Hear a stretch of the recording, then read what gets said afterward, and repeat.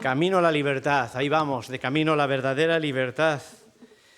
Libres, pero no completamente libres. En el grupo de hogar de este jueves compartíamos sobre esto, la gran dificultad para ser verdaderamente libres. ¿Cuántas cosas nos atan de nuestro contexto social, cultural, de nuestro propio interior? No vivimos libres, es una utopía, es una ilusión que tenemos, pero no vivimos libres.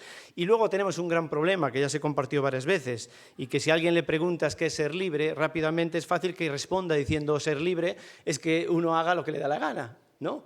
Yo sería libre si pudiera hacer lo que quisiera, pero siendo muy sinceros con nosotros mismos, ¿te puedes imaginar por un ratito que todo el mundo hiciese a partir de ahora lo que le diese la gana y qué es lo que pasaría?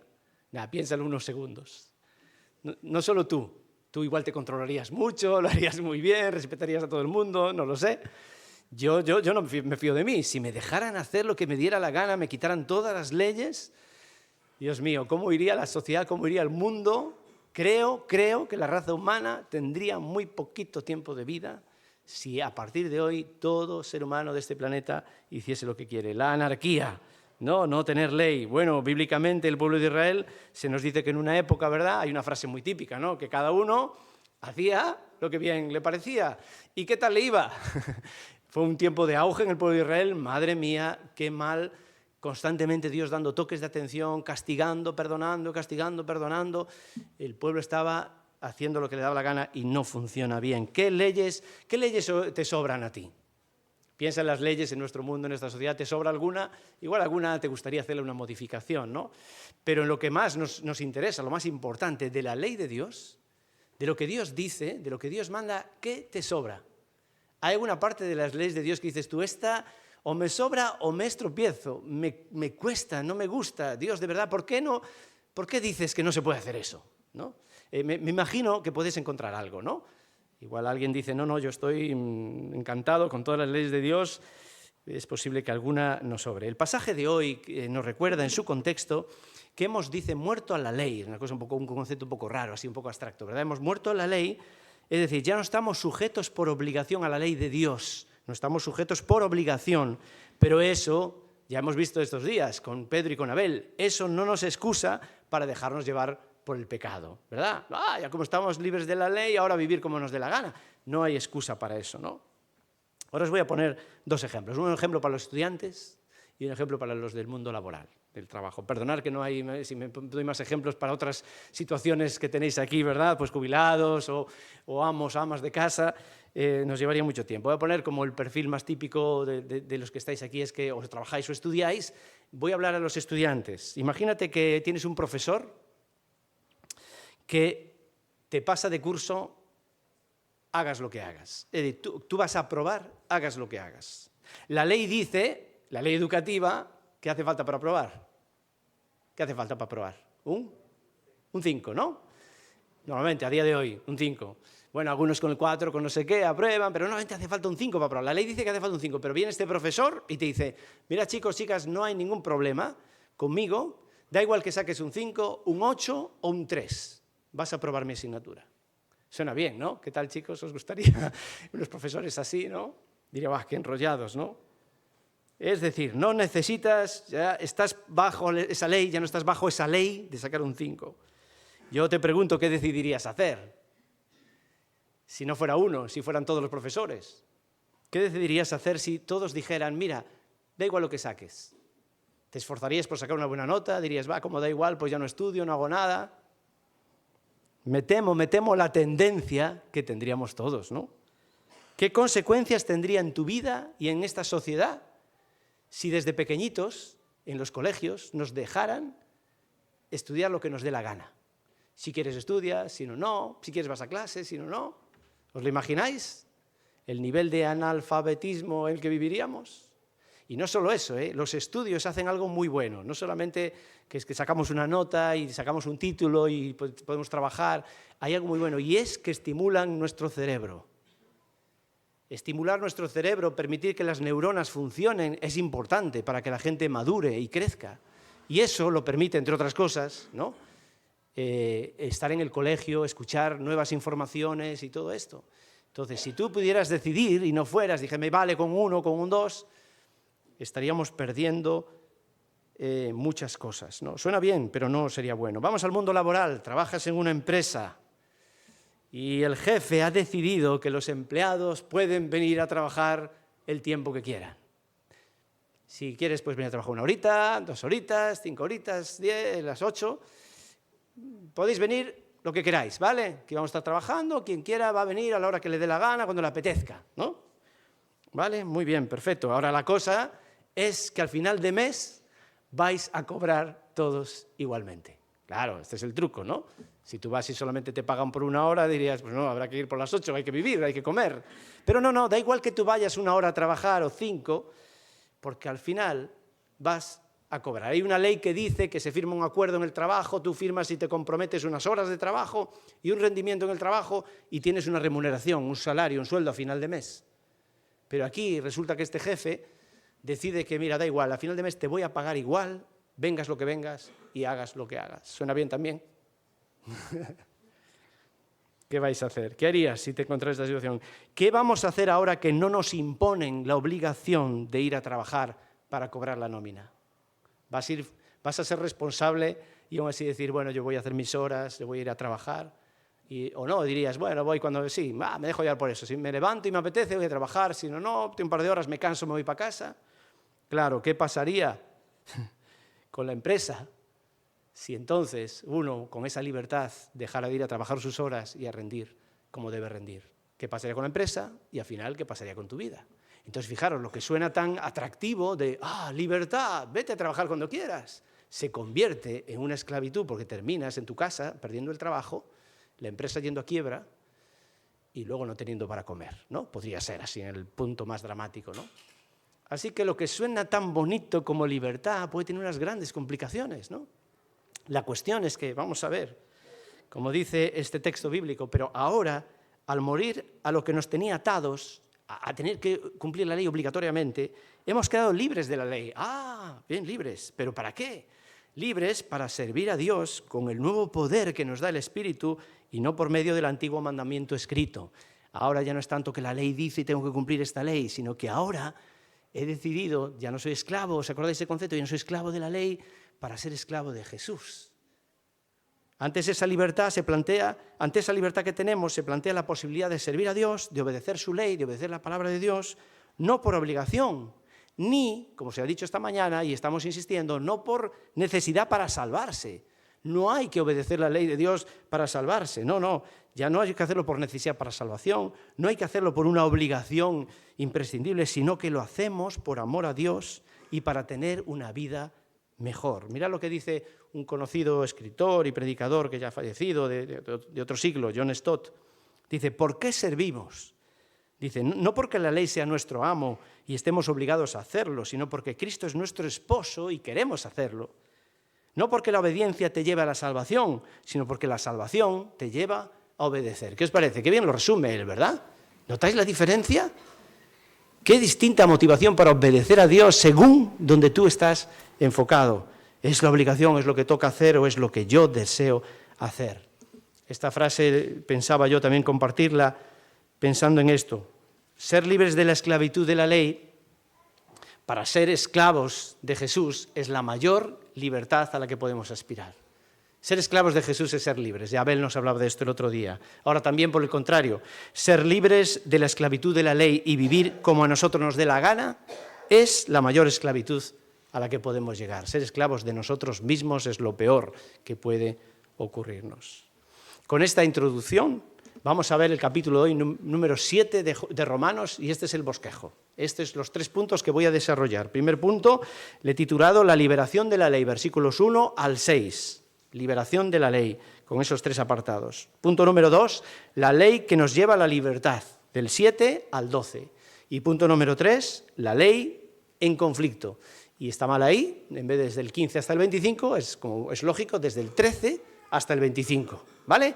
Muy bien, primer paso, la liberación de la ley. Y entonces abrimos la Biblia, leemos ahí el capítulo 1, vemos a Pablo en un estilo bastante típico en él, que es, lanza una pregunta y él mismo la responde, ¿no? Hace estos diálogos, le dice, ¿pensáis para que la gracia abunde? No, en ninguna manera, y luego argumenta, ¿verdad? Entonces Pablo pregunta y él responde, aquí hace lo mismo, y va a utilizar una analogía, una figura literaria, que es una analogía, una ilustración, que es del matrimonio. El efecto de la ley cuando un cónyuge fallece, ¿no? Vamos a ver esto, que la ley tiene sentido mientras alguien vive, no solo en el matrimonio, en cualquier cosa. Cuando alguien se muere, ya la ley no tiene valor sobre esta persona, ¿no? Y se aplica al matrimonio. Un paréntesis. Este capítulo, estos versículos, no son una enseñanza sobre el matrimonio. Es un error, como a veces se hace, coger la Biblia, aquí habla del matrimonio, y de ahí sacamos una enseñanza. La enseñanza de este capítulo no es sobre el matrimonio, aunque va a hacer una referencia al matrimonio como un ejemplo, ¿de acuerdo? Entonces, la mención al matrimonio en este capítulo es como una ilustración, un ejemplo del matrimonio, pero no es una enseñanza sobre el matrimonio. ¿Cuál es la enseñanza? Pues la tenemos en el versículo 4, en ese versículo que tenemos ahí. Por tanto, hermanos míos, también a vosotros se os hizo morir a la ley por medio del cuerpo de Cristo, para que seáis unidos a otro, aquel que resucitó de entre los muertos, a fin que llevemos fruto para Dios. Y a continuación, versículos 5 y 6, nos va a dar la explicación. Como cuando a una mujer se le muere el marido, entonces queda libre para poderse volver a casar. Si el marido está vivo y esa mujer se va con otro hombre, tiene un nombre clarito, eso es un adulterio, es un pecado, está mal hecho. Pero si tu cónyuge fallece, la mujer se queda libre para casarse con otro hombre. Bueno, pues este es el ejemplo que nos va a aplicar a nuestra relación. Algo se ha muerto, hemos muerto a nuestra relación con la ley para casarnos, vamos a decir, con Cristo, ¿eh? Sí, ni más ni menos, pasamos a ser la esposa de Cristo, ¿vale? Entonces, esto es lo que ocurre, cuando decidimos seguir a Cristo, morimos a la ley, crucificamos nuestra carne, como Cristo murió en la cruz, nosotros crucificamos nuestra inclinación a pecar, ¿no?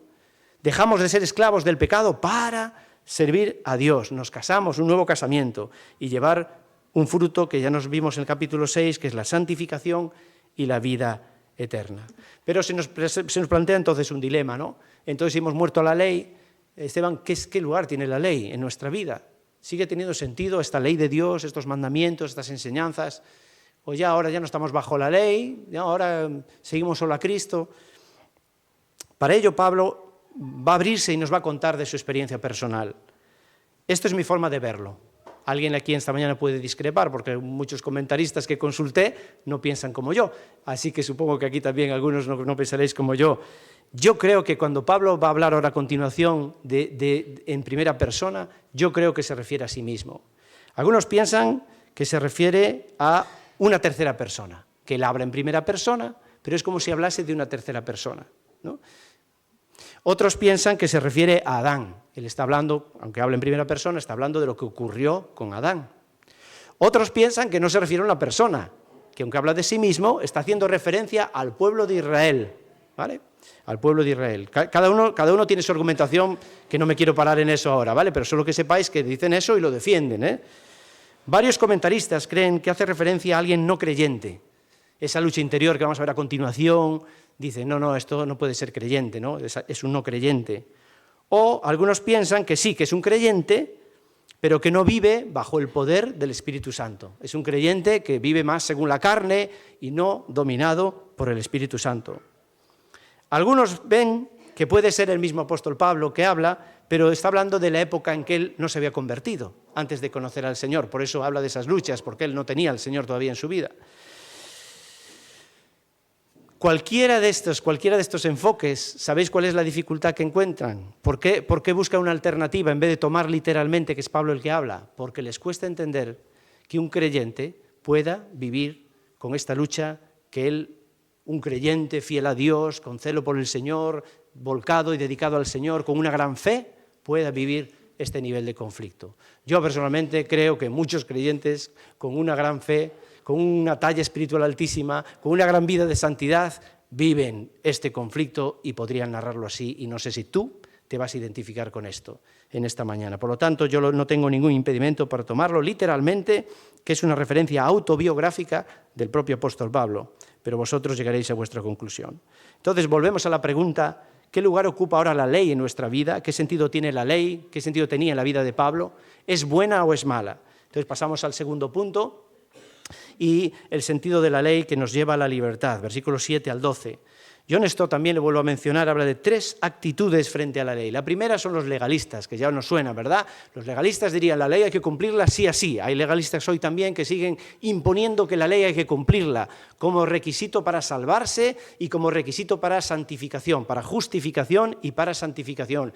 Es obligatorio cumplir la ley. Viven esclavos de la ley.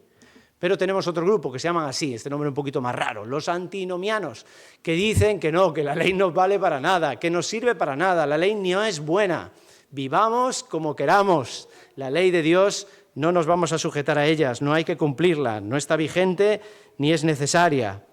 La tercera postura, se llaman así, los que tienen la libre aceptación, los que deciden cumplir la ley desde la libertad, disfrutan de la libertad de no estar sujetos a la ley para salvarse, pero deciden también voluntariamente someterse y cumplir la ley de Dios. Los legalistas están esclavizados a la ley, los antinomianos odian y desprecian la ley, y los de la aceptación libre respetan y aman la ley del Señor. ¿Ya estás ubicado en alguno de los 3 grupos? Bueno, pues el texto de hoy responde a estos 3 grupos. Versículos 1 al 6 era la respuesta a los legalistas. Estamos viendo que vuelve a decir, no estamos bajo la ley, estamos bajo la gracia, ¿no? Ya no somos esclavos de la ley para ser esclavos de Cristo, ¿no? Pero ahora vamos a ver la respuesta al segundo grupo, a los que rechazan y dicen la ley no vale para nada, la ley es mala.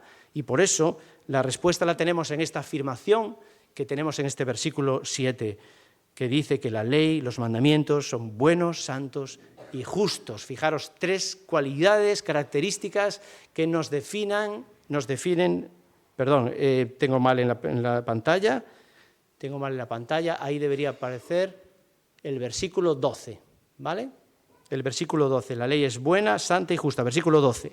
Y son cualidades, características que describen el carácter de Dios. Por eso la ley es buena, porque Dios es bueno, la ley es justa, Dios es justo. La ley está reflejando el carácter de Dios. Qué importante es considerar la ley. La ley nos muestra nuestro pecado, el cual, aunque está ahí, no se hace evidente hasta que sale la ley y dice, mira, ves, aquí dice que no, y a mí me pasa esto, entonces esto está mal. La ley nos ayuda a ver nuestro pecado, que no quiere decir que no esté ahí, recordáis, esto ya lo dije en la última predicación, el pecado y el mal estaba ahí, aunque no hubiera una ley que lo dijese. Ya desde el principio, que Adán y Eva pecan, antes que saliera una ley, ya el pecado estaba ahí, el mal estaba, pero la ley ayuda a que se haga evidente. Entonces, aunque la ley parece un fastidio, porque nos muestra el pecado, a la vez nos lleva a la libertad. Esto es, ¿por qué? Nos lleva a conocer nuestra debilidad. Cuando la ley te señala, mira, Tete, ahí no estás bien, esto es pecado. Elisa, esto es pecado. Fernando, esto es pecado. Cuando la ley nos señala y vemos nuestro pecado, vemos nuestra debilidad, vemos nuestro mal interior. Y entonces descubrimos que ese mal no podemos quitárnoslo por nosotros mismos, no podemos salvarnos de eso, quitarnos de esta situación. Y entonces por eso dice que la ley, y ahí me lo vais a decir los conocedores de la Escritura, la ley es nuestro, ¿qué? Ayo, A-Y-O, ayo, que para nosotros ayo no es ajo, en gallego sí, pero ayo, en el contexto hebreo, en el contexto del pueblo judío, pues eran unos maestros, unos tutores, que guiaban a los alumnos para tener mayor conocimiento sobre la vida, sobre diferentes cosas. No era un guía, entonces la ley es un guía, es el ayo, es el maestro que nos lleva ¿a quién? A Cristo, ¿verdad? Al final vemos que la solución, la salvación está en Jesús. En estos versículos vamos a ver también una figura literaria que se llama la personificación. No tiene otro nombre técnico. A ver, estudiantes, ¿cuál es el otro nombre técnico que utiliza, que es personificación? ¿Cuál es el otro nombre técnico que toma esta figura literaria? ¿Alguien se anima? ¿Alguien sabe? Empieza por P. Es un nombre chungo, ¿eh? ¿Sabéis? ¿No? O sea que suspensos. Os aprobamos igual aunque no sepáis eso, pero el nombre técnico de la figura del lenguaje se llama prosopopeya. ¿Vale? Tomamos nota. Prosopopeya, personificación, que consiste, pues aquí, que la ley y el pecado se utilizan como si fueran seres vivos, que tuvieran entidad propia, ¿no? Es algo inanimado, una silla que se le trata como si fuera una persona, una silla que habla, una silla que piensa, una silla que siente. Bueno, pues a veces en el lenguaje se utiliza esto, ¿no? En la Biblia muchas veces veis que hay cosas inanimadas o abstractas que se les pone como si fueran seres humanos, ¿no? Que piensan y que razonan. Y aquí, fijaros estos textos, el 7, el 8, el 9, el 11, está poniendo al pecado y a la ley como si fueran personas, como si fueran seres que tienen capacidad de actuar, de hablar y de pensar. Mirad, versículo 7, el pecado lo conocemos por medio de la ley. Esto es como si tuvieras que conocer a una persona que se llama pecado y la ley es el que te dice, voy a presentarte a alguien, ¿no? Este es pecado, este eres tú, ¿no? Es alguien que nos lleva, nos ayuda a conocer a otra persona, es como si tuviera esa capacidad, ¿no?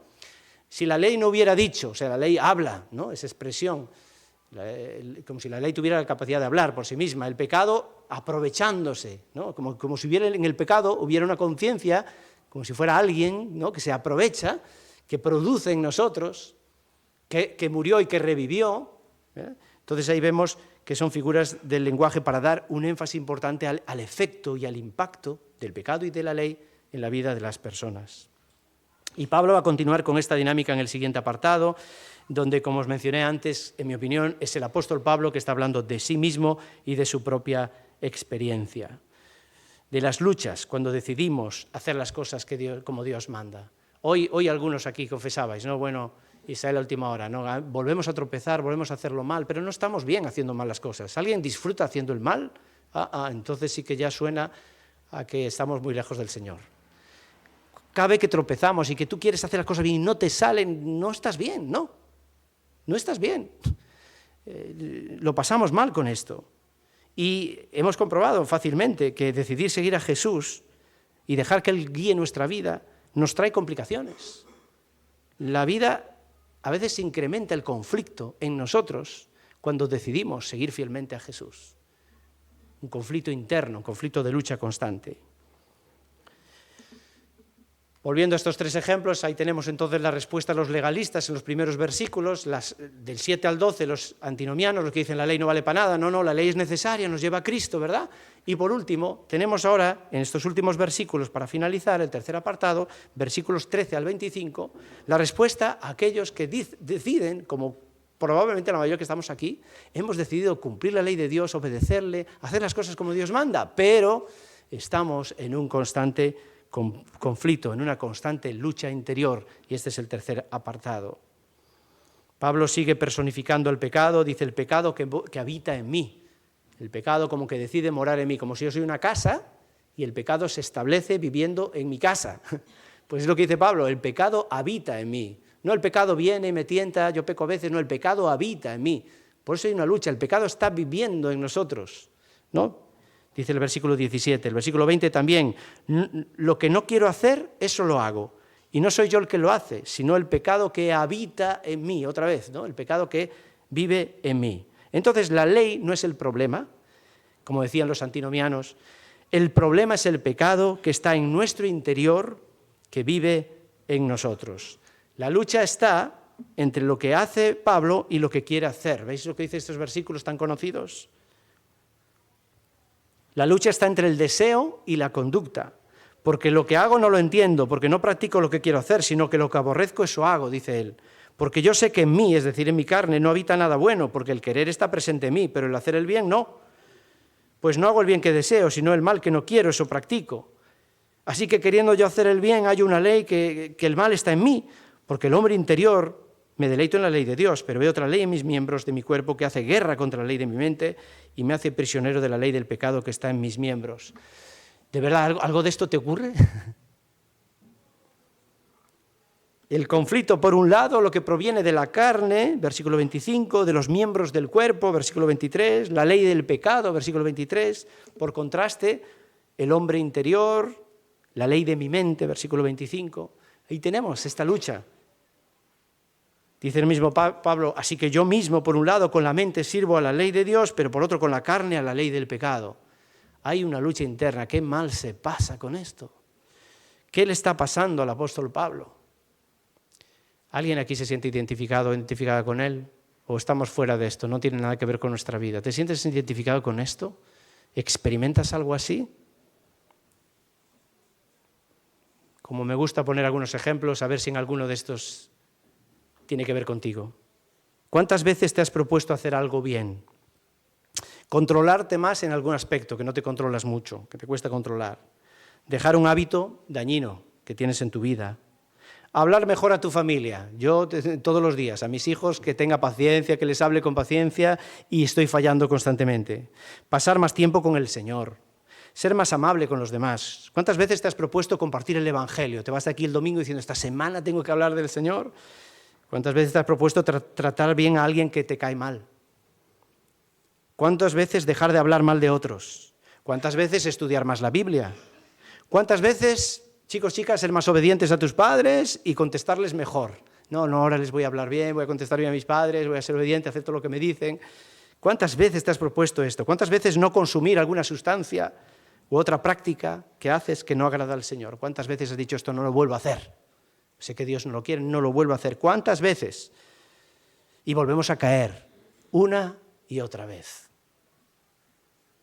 Deseamos hacerlo, de verdad, ponemos voluntad, ¿no? Buenos propósitos, yo lo voy a hacer, voy a conseguirlo, pero volvemos a caer. Y estamos en medio de esa lucha constante y a veces no nos va a salir esta frase porque no usamos estos términos que dice Pablo, pero algo parecido, cuando dice, miserable de mí, ¿quién me librará de este cuerpo de muerte? Pobre de mí, doy pena. ¿Qué frase utilizas tú? Cuando notas que quieres hacer las cosas como Dios manda y no eres capaz, ¿qué dices? Señor, doy pena. Lo siento, aquí estoy otra vez, he vuelto a caer, pero es que soy una calamidad. ¿Qué expresión utilizas tú? Él utilizaba esto, ¿no? Como queriendo autodestruirse, queriendo castigarse de alguna manera porque no hago las cosas como debería hacerlo. Vuelvo a preguntar, ¿qué nos pasa entonces? ¿Por qué existe esa lucha en el interior? ¿Qué os parece? ¿Tiene que ver con esto? Stevenson hace un tiempo trajo a la literatura y después fue llevado al cine, el caso del Dr. Jekyll y Mr. Hyde. Esta persona con esta doble personalidad. El diagnóstico era un trastorno disociativo. Jekyll era como la parte buena y Hyde era como la parte mala. ¿Pensáis que se tratará de esto? Vivimos con dos personalidades dentro de nosotros, tenemos doble personalidad, a veces sale la parte buena y maravillosa y a veces la mala. Me parece que no es esto. No es que el creyente padezca una doble personalidad, tiene un trastorno mental. Diríamos, el creyente tiene un trastorno mental, le pasa estas luchas. No, tranquilos, no es un trastorno mental, permitirme que yo ahí me atribuya cierta autoridad para decíroslo, ¿no? No es un trastorno mental que el creyente tenga esa lucha. Entonces, ¿qué es? ¿Es una lucha a lo mejor entre la parte emocional y la parte racional? ¿Podría decir alguien? No, porque son mis emociones que son las que me llevan al pecado y mi razón, pero no mi cabeza que razona me lleva a hacer el bien. Me parece que tampoco se sostiene esto, fijaros, porque el mal está en todo. El mal, como vimos, el pecado nace de un deseo, la parte emocional, la concupiscencia que nos decía Abel el otro día, el deseo interior, de ahí nace, vamos a decir, la parte emocional, pero luego nuestra cabecita, nuestra razón alimenta el pecado, promueve el pecado y al final termina en una conducta pecaminosa. Hay emoción, hay mente, emoción, pensamiento y conducta por el pecado. Pero también por el otro lado, cuando uno vive guiado por el Espíritu Santo, las emociones, la mente está bajo el control del Espíritu Santo y entonces somos de bendición y hacemos bien. Así que tampoco nuestra lucha interior queda explicada por emociones y razón. Por lo tanto, tercera y última respuesta, yo creo que la correcta, es que esa lucha interior se tiene en lugar del creyente porque vivimos con dos naturalezas. Teníamos una que heredamos de Adán, y cuando hemos nacido de nuevo, tenemos una nueva naturaleza en Cristo. ¿Y ahora vivimos con qué? Con una naturaleza humana y una naturaleza divina. La humana, guiada por la carne no es solamente esta carne física, la carne es ese impulso a pecar, y, por otro lado, el espíritu. Y esto es un tema que en Gálatas y en Efesios se desarrolla claramente, el creyente en plena lucha espiritual, dentro. Por eso digo yo que no tengo ningún problema de entender que Pablo está diciendo, esta es mi lucha, y como yo, la de muchos, la de todos los creyentes que quieren hacer las cosas como Dios manda, ¿verdad? Naturaleza de Adán, naturaleza de Cristo están en conflicto. Llegamos aquí al final de esta predicación en esta mañana. En conclusión, la ley evidencia nuestra naturaleza pecaminosa. Gracias a Dios que su ley está ahí. Por tanto, es buena. Y esta ley nos lleva a Jesús. ¿Alguien en esta mañana no ha llegado a Jesús todavía? Es un buen momento para que mires para adentro. De verdad, el mal no es tan difícil de encontrar. Y cuando ves la ley de Dios y te ves reflejado, dices, yo no doy la talla.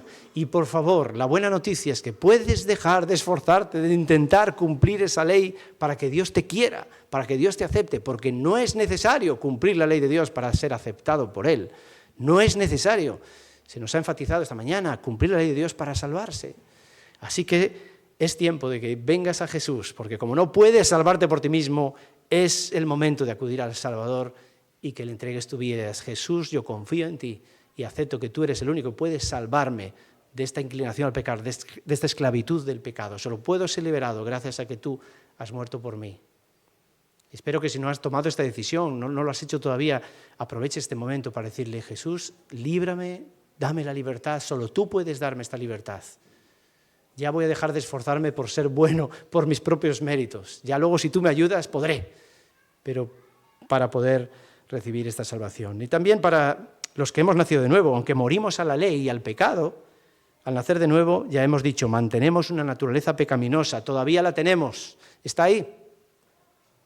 Y se encuentra en lucha con la nueva naturaleza en Cristo. Entonces, vamos de camino a la libertad. No somos completamente libres, estamos en proceso.